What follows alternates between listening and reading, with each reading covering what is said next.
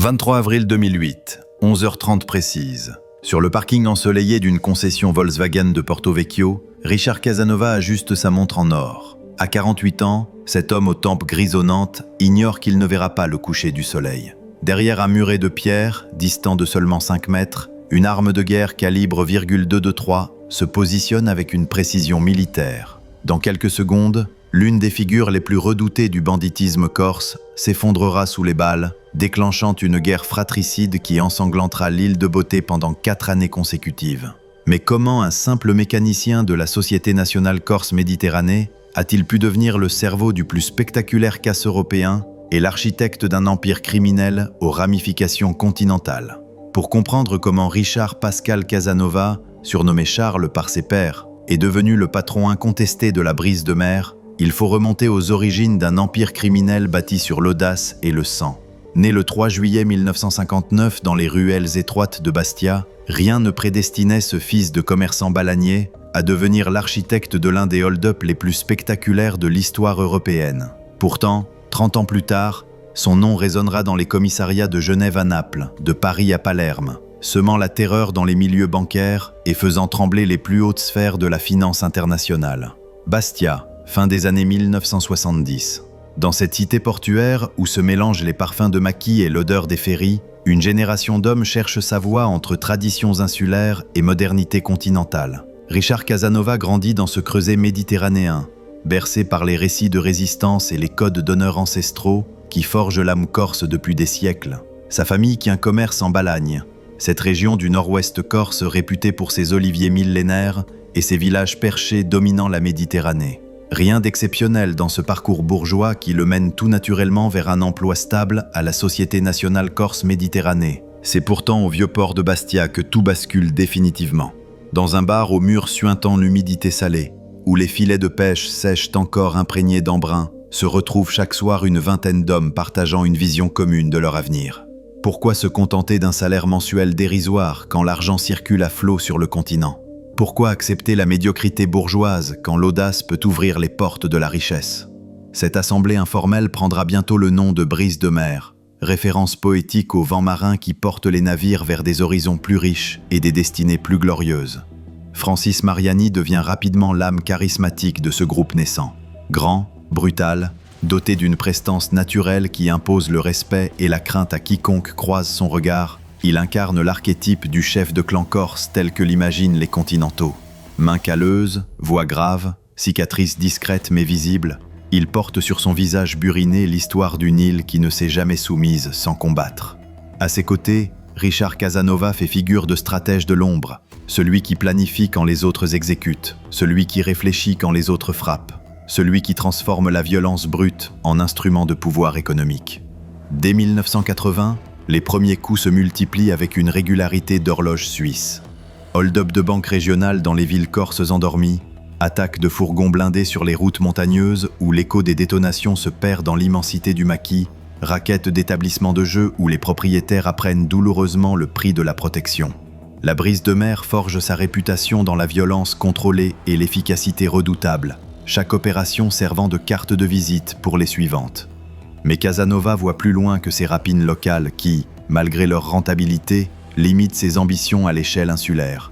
Son regard se tourne vers la Suisse, ce coffre-fort européen aux règles bancaires complaisantes et au contrôle frontalier encore peu sophistiqué à cette époque.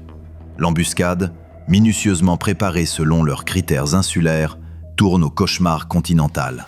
Les rafales d'armes automatiques déchirent la quiétude insulaire sans atteindre leur cible, alertant par leur vacarme toutes les unités de gendarmerie dans un rayon de 20 km. Alertés par les détonations qui résonnent dans la montagne comme autant de cloches funèbres, les forces de l'ordre lancent un dispositif d'envergure qui se referme comme un étau sur les fuyards désorganisés. Hélicoptères de la gendarmerie, barrages routiers, chiens pisteurs, tout l'arsenal répressif de l'État français se mobilise contre cette poignée d'amateurs qui découvrent brutalement la différence entre banditisme local et criminalité d'envergure. Port de Nice, quelques heures plus tard, Richard Casanova, cerné par la police judiciaire dans un hôtel miteux des quartiers populaires, mesure pour la première fois l'ampleur des risques qu'il prend et le prix de l'incompétence organisationnelle. Cette arrestation, loin de le décourager, lui offre une leçon précieuse qui orientera définitivement sa philosophie criminelle. L'amateurisme mène au cachot. Seul le professionnalisme garantit l'impunité. Dans sa cellule de la maison d'arrêt de Grasse, contemplant à travers les barreaux un horizon réduit à quelques mètres carrés de cours de promenade, Casanova médite sur les erreurs commises et élabore mentalement les principes qui régiront ses futures entreprises. Plus jamais d'improvisation, plus jamais d'approximation, plus jamais de violence gratuite qui attire l'attention sans servir l'objectif. Libéré après plusieurs mois de détention préventive émaillée de comparutions devant des juges d'instruction peu convaincus par les preuves à charge, Casanova retourne en Corse métamorphosé. Ces hommes remarquent immédiatement ce changement radical qui affecte jusqu'à sa gestuelle et son élocution. Fini le temps des coups d'éclat hasardeux et des planifications approximatives héritées de la tradition banditaire insulaire. Désormais, chaque opération sera étudiée avec la méticulosité d'un horloger suisse. Casanova organise selon les exigences contemporaines. Et l'argent afflue avec une régularité qui dépasse les espérances les plus optimistes. Au fil des mois, le réseau étend ses tentacules bien au-delà des rivages insulaires, tissant une toile continentale aux ramifications de plus en plus complexes. Paris découvre l'existence de cercles de jeux clandestins d'un nouveau genre, où se mélangent entrepreneurs véreux, politiciens corrompus et truands corses dans une promiscuité que facilitent les appétits communs. Le cercle Wagram, institution parisienne de la nuit située dans le prestigieux 17e arrondissement, devient un terrain de jeu privilégié pour ces insulaires ambitieux qui transforment chaque partie de poker en mine d'or personnelle. Dans ces salons feutrés aux tentures de velours rouge, où les lustres de cristal dispensent une lumière tamisée propice aux confidences, se négocient autant de parties de cartes que de marchés parallèles. Chaque mise importante cache une transaction suspecte. Chaque gain spectaculaire dissimule un blanchiment sophistiqué. Chaque perdant de la soirée finance involontairement les activités criminelles de ses adversaires. Cette symbiose entre jeu légal et crime organisé révèle le génie tactique de Casanova, capable de transformer n'importe quelle activité sociale en instrument de profit et de pouvoir. Mais Casanova rêve plus grand encore, ses ambitions dépassant largement le cadre parisien pour embrasser l'ensemble du continent européen. Dans les coffres-forts helvétiques dorment des fortunes qui dépassent l'entendement. Montres de luxe aux mécanismes centenaires, bijoux anciens chargés d'histoire, liasses de billets aux coupures élevées représentant des décennies d'accumulation capitaliste. Ces trésors, protégés par la neutralité suisse et le secret bancaire, constituent l'objectif ultime de ses ambitions criminelles. Genève, hiver 1989-1990. Sous la neige qui recouvre les rives du lac Léman d'un manteau immaculé trompeur, Richard Casanova arpente inlassablement les rues de la cité calviniste. Déguisé en homme d'affaires prospère, costume sombre de coupe italienne, mallette de cuir et montre de prix, cette banque, réputée imprenable par les services de police européens, présente un défaut majeur que seul un regard extérieur peut déceler. Une confiance excessive en ses systèmes d'alarme électronique, au détriment de la surveillance humaine traditionnelle qui aurait dissuadé les tentatives les plus audacieuses. Comment une banque réputée imprenable pouvait-elle présenter de telles failles dans son dispositif de sécurité ? La réponse réside dans l'évolution technologique des années 80, où l'électronique supplante progressivement les méthodes artisanales de protection. Les dirigeants helvétiques, éblouis par les promesses de l'innovation technique, ont négligé le facteur humain qui demeure l'élément déterminant dans toute tentative d'effraction. Cette erreur d'appréciation, compréhensible à une époque de mutation technologique, va coûter 31 millions de francs suisses à l'établissement genevois. Pendant des mois, l'homme surnommé Charles constitue autour de lui une équipe d'élite selon des critères de sélection d'une rigueur militaire. Chaque membre est choisi pour une compétence spécifique et irremplaçable. L'un maîtrise l'électronique de sécurité avec la dextérité d'un ingénieur formé dans les meilleures écoles techniques européennes. L'autre excelle dans le crochetage de coffres-forts avec des doigts de virtuose capables de sentir les mécanismes les plus subtils. Le troisième garantit une force physique capable de neutraliser d'éventuels témoins sans leur causer de dommages irréparables. 5 hommes au total, unis par la perspective d'un butin exceptionnel et la certitude de leur invincibilité technique. L'innovation criminelle de Casanova réside dans sa méthode hybride qui révolutionne l'approche traditionnelle du cambriolage bancaire. Allier la technologie moderne à des techniques traditionnelles de cambriolage, créer une synthèse entre savoirs ancestraux et innovations contemporaines. Plutôt que de chercher à déjouer les alarmes selon les méthodes classiques, qui nécessiteraient des semaines de préparation, son plan consiste à les neutraliser temporairement grâce à des dispositifs électroniques sophistiqués créant une fenêtre d'opportunité suffisante pour vider les coffres les plus rentables avant que les systèmes de sécurité ne reprennent leur fonctionnement normal. Cette pression judiciaire croissante conforte Casanova dans sa stratégie à long terme qu'il a mûrement réfléchie. Un seul coup d'éclat magistral lui permettrait de disparaître définitivement. Fortune faite et réputation établie, vers des cieux plus cléments où les traités d'extradition demeurent lettre morte. La Suisse, pour ses banques discrètes. L'Espagne, pour son climat méditerranéen. Le Maroc, pour ses traditions d'hospitalité. Autant de refuges dorés où coulaient des jours paisibles, loin des tribunaux français et de leurs procureurs trop zélés.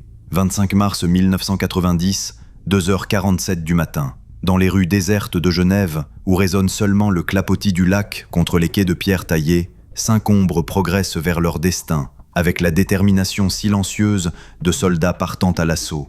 Richard Casanova, nerveux, malgré son expérience criminelle qui s'étend déjà sur une décennie, vérifie une dernière fois le matériel, selon une checklist mentale répétée des centaines de fois. Combinaison noire, pour se fondre dans l'obscurité urbaine. Outils de précision, usinés sur mesure par des artisans discrets. Armes de poing, pour dissuader toute velléité héroïque, sans pour autant transformer l'opération en bain de sang. Face à l'imposante façade de l'Union des banques suisses, les malfaiteurs activent leur plan avec une synchronisation digne d'un ballet macabre, répété jusqu'à la perfection. Pendant qu'un complice neutralise les systèmes d'alarme grâce à un boîtier électronique sophistiqué dont les composants ont été acquis sur les marchés parallèles européens, Casanova et ses hommes pénètrent dans le bâtiment par un accès secondaire, préalablement repéré, et dont la vulnérabilité a été testée à plusieurs reprises. Cette coordination parfaite illustre des mois de préparation, où aucun détail n'a été laissé au hasard.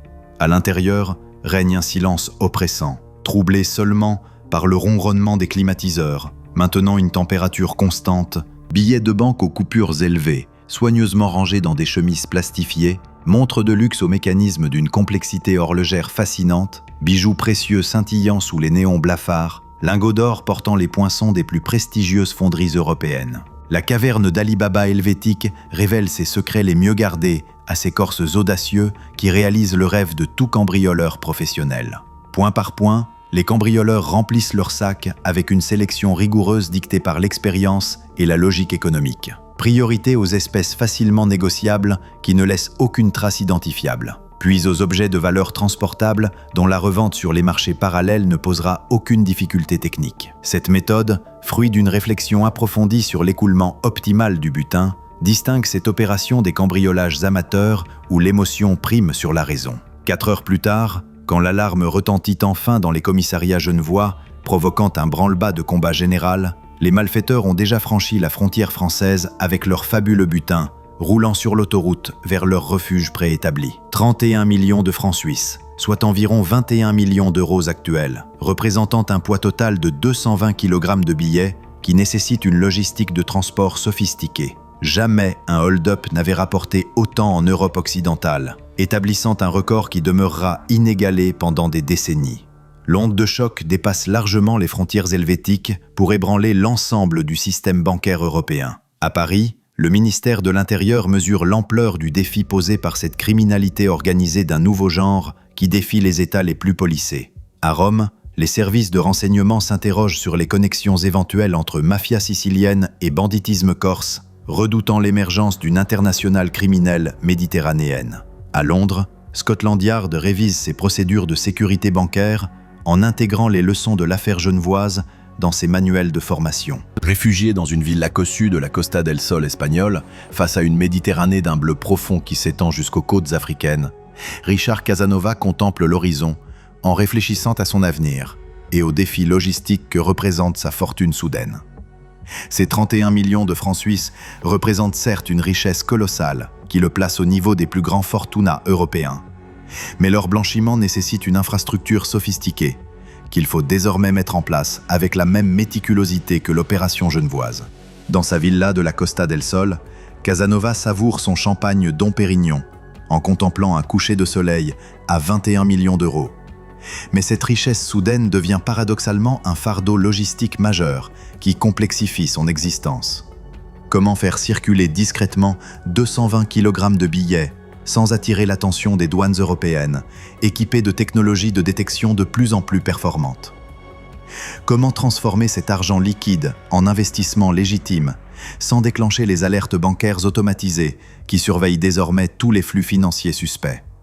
Casanova découvre que voler est un art accessible aux audacieux, mais que blanchir relève de la haute voltige financière réservée aux experts. Heureusement pour lui, la géopolitique européenne de cette époque charnière offre des opportunités inédites que seuls les criminels visionnaires savent exploiter. L'effondrement du bloc soviétique ouvre de nouveaux marchés à l'Est, où la corruption endémique et l'absence de contrôles étatiques facilitent tous les trafics imaginables. Simultanément, la construction européenne multiplie les flux financiers transfrontaliers, créant autant de niches réglementaires ou dissimuler des capitaux d'origine douteuse, sans risquer de poursuites judiciaires. Avec une patience d'archer, l'homme surnommé Charles tisse sa toile continentale selon un plan d'ensemble d'une sophistication remarquable. Comptes numérotés en Suisse, où le secret bancaire demeure absolu. Sociétés écrans au Luxembourg, dont la législation fiscale avantageuse attire tous les optimisateurs. Cette expertise en blanchiment, acquise sur le terrain au prix d'erreurs coûteuses et d'apprentissages douloureux, lui ouvre les portes d'alliances criminelles prestigieuses qui transforment sa dimension opérationnelle. À Naples, la Camorra cherche des partenaires fiables pour écouler ses profits de drogue vers les marchés européens porteurs. En Calabre, la 'Ndrangheta propose ses services de transport et de protection à travers un réseau logistique qui couvre l'ensemble de la Méditerranée. Ces connexions italiennes transforment progressivement la brise de mer artisanale en plaque tournante du crime organisé méditerranéen. Au fil des mois, l'argent corrompt et les complicités se multiplient selon une progression géométrique fascinante à observer. Banquiers véreux séduits par des commissions substantielles, notaires complaisants qui ferment les yeux moyennant rémunération appropriée, hommes politiques cupides qui monnaient leur influence contre espèces sonnantes et trébuchantes. Tout un écosystème parasite se développe autour des activités de Casanova, car blanchir 31 millions nécessite des complicités à tous les niveaux de la société, depuis le petit employé de banque jusqu'au ministre influent capable d'orienter une enquête.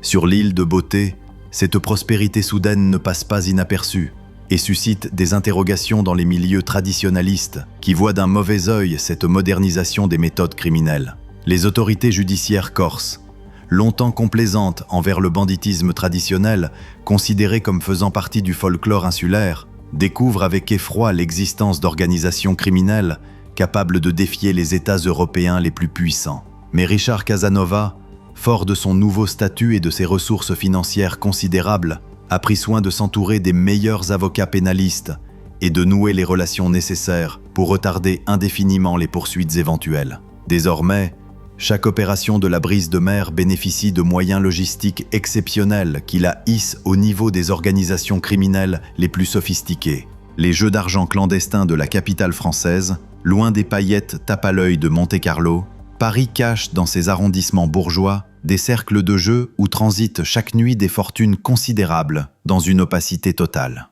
Rue de Wagram, dans le prestigieux 17e arrondissement où se côtoient bourgeoisie d'affaires et aristocratie républicaine, un établissement de nuit attire comme un aimant puissant homme d'affaires fortuné, héritier désœuvré et truand en costume 3 pièces. Officiellement club privé réservé aux gentlemen de bonne compagnie, respectueux des codes mondains, le cercle Wagram dissimule en réalité une machine à cash perfectionnée, où s'entremêlent poker professionnel, corruption politique subtile et blanchiment d'argent sale, dans une promiscuité que facilitent les appétits communs et les complicités intéressées. Richard Casanova comprend immédiatement le potentiel extraordinaire de ce nouveau terrain de jeu qui correspond parfaitement à sa philosophie opérationnelle.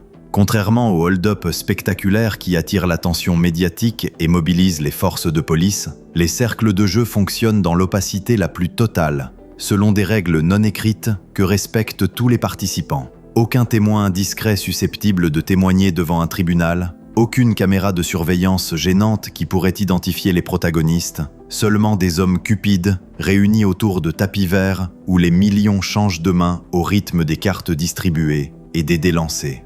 Infiltrer ces milieux parisiens sophistiqués nécessite cependant des codes spécifiques que ne maîtrise pas naturellement cet insulaire aux manières rugueuses forgé dans les bars de Bastia. Casanova fait donc appel à des intermédiaires continentaux parfaitement intégrés, anciens détourneurs de fonds publics, reconvertis dans l'entremise criminelle, capables de lui ouvrir les bonnes portes, moyennant commission substantielle et garantie de discrétion absolue. Un écosystème criminel complet où Casanova peut écouler n'importe quelle marchandise prohibée sans risquer la moindre dénonciation. Selon les témoignages recueillis lors des procès ultérieurs, qui ont permis de lever le voile sur ce système, les profits générés par ces activités ludiques dépassent largement les gains des hold-up traditionnels les plus lucratifs. 30 à 40 000 euros mensuels par dirigeant occulte, somme considérable qui permet de financer un train de vie princier et les investissements nécessaires à l'expansion criminelle. Francis Mariani, son associé historique, habitué aux méthodes brutales de l'intimidation directe, découvre ainsi les plaisirs raffinés de la grande bourgeoisie parisienne, tout en conservant ses méthodes siciliennes de persuasion physique. Cette double vie crée cependant des tensions croissantes au sein de la Brise de Mer, qui révèlent les contradictions internes de l'organisation. Tandis que Casanova s'embourgeoise dans les salons feutrés de la capitale, découvrant les subtilités de la gastronomie française et les raffinements de la culture continentale, les autres membres du groupe piaffent d'impatience dans leurs repères insulaires, où les distractions demeurent limitées. Cette dichotomie géographique et sociale entre élite parisienne et base militante corse creuse un fossé dangereux qui explosera plus tard en guerre ouverte. Mais pour l'heure, l'argent coule à flot avec une régularité de dividendes boursiers et chacun trouve son compte dans cette prospérité partagée équitablement. Villas somptueuses en Corse du Sud face à des baies idylliques. Appartements parisiens dans les beaux quartiers au parquet centenaire, comptes bancaires suisses bien fournis qui fructifient grâce à des placements judicieux. La réussite criminelle offre tous les attributs de la respectabilité bourgeoise, transformant des truands en notables que respectent banquiers et commerçants. Année 1995 à 2000, apogée de l'empire Casanova qui étend son influence vers des horizons jusqu'alors inexplorés. Fort de ses succès parisiens et genevois, qui lui confère une réputation d'invincibilité dans les milieux criminels européens, Richard Charles étend progressivement son influence vers le sud de l'Italie, selon une mutation qui dépasse les espérances de Casanova. Fini le temps de l'artisanat criminel, où une vingtaine d'hommes suffisaient à terroriser la Corse et inquiéter les préfets continentaux. Casanova découvre les ressources infinies du crime industrialisé, à l'italienne. Flottille de navires rapides pour les transports clandestins entre les côtes. Réseau de corruption s'étendant jusqu'au plus haut sommet des États concernés. Comptes bancaires offshore dans les paradis fiscaux les plus exotiques, où l'argent sale se transforme magiquement en investissement légitime. Naples, port grouillant, où se mélangent commerce légal et trafics illégaux depuis l'époque romaine, dans une promiscuité séculaire, devient un point de passage obligé pour les opérations de la nouvelle brise de mer européanisée. Dans les ruelles populeuses du quartier espagnol, où s'entassent des générations de Napolitains, habitués à tous les commerces, Casanova rencontre ses homologues italiens autour de tables de restaurants familiaux, où se négocient des marchés de plusieurs millions d'euros entre la mozzarella et le limoncello. La méthode napolitaine révolutionne sa conception du crime organisé, selon des principes d'efficacité économique qu'il n'avait jamais envisagés. Plutôt que d'opposer violence et business comme deux logiques contradictoires, héritées de la tradition banditaire corse, la Camorra les marie dans une synthèse redoutable d'une modernité saisissante. L'intimidation systématique au service de l'accumulation capitaliste. Chaque territoire contrôlé devient une source de revenus multiples et renouvelables. Chaque concurrent éliminé libère une niche commerciale immédiatement exploitable. Simultanément, les connexions calabraises offrent à Casanova l'accès aux autoroutes européennes de la drogue, selon des filières d'approvisionnement d'une sophistication remarquable. Car l'Ndrangheta, contrairement à sa réputation de société secrète archaïque, perpétuant des rituels d'initiation moyenâgeux, maîtrise parfaitement les techniques de transport intercontinental les plus modernes. Containers maritimes au double fond indétectable, avions cargo disposant de complicités aéroportuaires, tunnels frontaliers creusés avec des moyens quasi-industriels. Chaque filière rapporte mensuellement davantage que les plus spectaculaires hold-up d'antan. Pourtant, cette expansion fulgurante contient ses propres limites structurelles que Casanova découvre progressivement. Car intégrer les réseaux italiens signifie également accepter leur code de fonctionnement impératif, notamment l'obligation de partage territorial et financier avec les familles locales établies de longue date.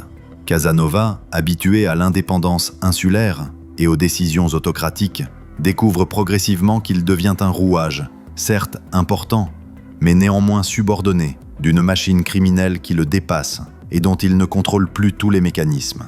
Plus préoccupante encore, pour son avenir personnel, cette visibilité internationale attire l'attention des services de renseignement européens, qui coordonnent désormais leurs efforts. Direction générale de la sécurité extérieure française, services secrets italiens, héritiers des traditions mussoliniennes, Interpol, dont les bases de données s'informatisent rapidement. Autant d'organisations qui placent désormais la brise de mer sous surveillance électronique permanente. L'époque bénie de l'impunité locale touche inexorablement à sa fin, remplacée par une traque policière de dimension continentale, qui utilise les technologies les plus modernes. Fin des années 1990, l'ambition de Richard Casanova dépasse encore les frontières européennes pour s'étendre vers un continent négligé par ses concurrents et pourtant prometteur, l'Afrique subsaharienne, à travers sa connexion stratégique avec Michel Tommy, figure influente du milieu corse, spécialisé dans les jeux d'argent et les investissements exotiques. Casanova découvre les opportunités infinies offertes par des États aux structures fragiles et à la corruption endémique, qui facilitent tous les arrangements financiers imaginables.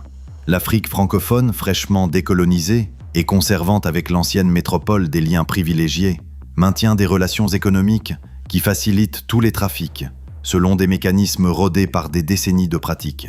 Passeports complaisants, délivrés contre espèces par des fonctionnaires peu regardants. Officiellement, homme d'affaires prospère aux intérêts diversifiés, il fréquente désormais les cercles diplomatiques et les réceptions d'ambassades où se nouent les véritables affaires continentales. Cette stratégie continentale révèle le génie tactique de l'homme surnommé Charles, qui a compris l'évolution géopolitique mondiale.